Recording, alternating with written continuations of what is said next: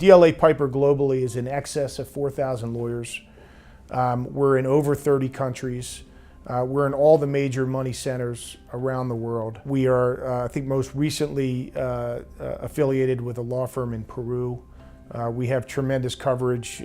We just did a major deal with a great Canadian firm called Davis in Canada. So we've got North American coverage, we've got Latin America coverage, Europe, Asia, the Middle East. We've got offices everywhere. And actually that was the vision of Frank Birch and Lee Miller back when we were Piper and Marbury. And their vision was that we were either going to be and stay a regional law firm, or we were going to be we were going to grow to an international law firm. And if you ended up in between, you were not going to survive.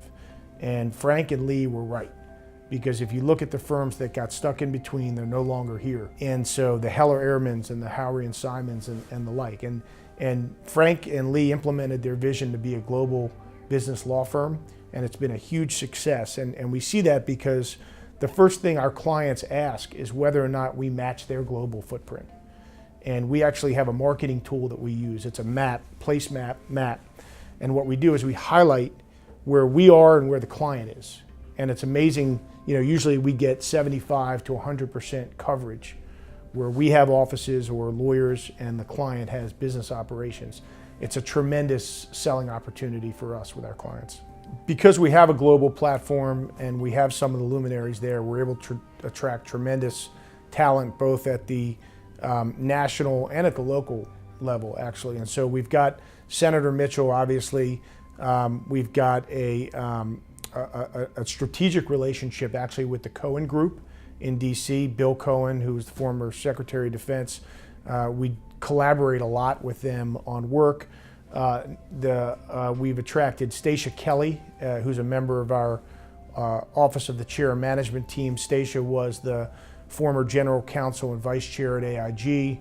She served as General Counsel to Sears, WorldCom, among others, Fannie Mae, and she's been a tremendous asset. We have former Governor of Michigan, Governor Blanchard, down in DC, who's joined us. And then here locally, we just hired Thiru Vignarajah.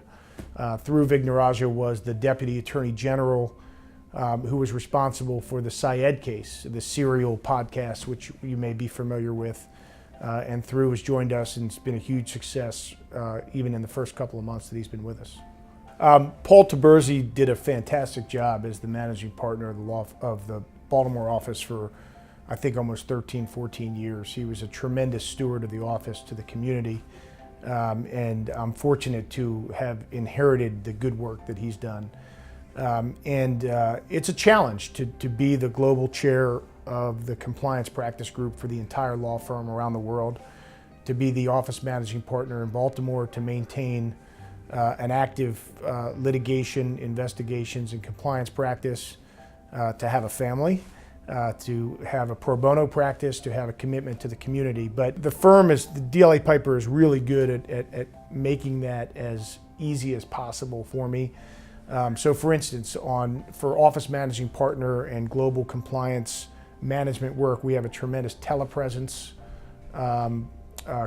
network that we use. So a lot of our meetings are by telepresence. I don't have to necessarily travel around the world to do the management piece of it. But it's taken a tremendous amount. It's taken much more time than I thought to do the office managing partner role. And that's because we're implementing a strategic plan in the Baltimore office that's going to focus on really 5 pillars. The first is going to be on continued excellence in the work that we do for our clients, number 1. Number 2 is business development. Number 3 is a commitment to the community. Number 4 is a commitment to pro bono. And number 5 is a commitment to diversity and inclusion. And so managing those 5 work streams within the office takes a tremendous amount of time. I also believe it's important that the office managing partner have personal relationships with everybody in the office. And so I've made it a huge effort to get to know and meet all of the partners, all of the associates. We had an all associates roundtable yesterday We've instituted bi-weekly partnership lunches again, where we just get back together as a partnership and be able to communicate with one another.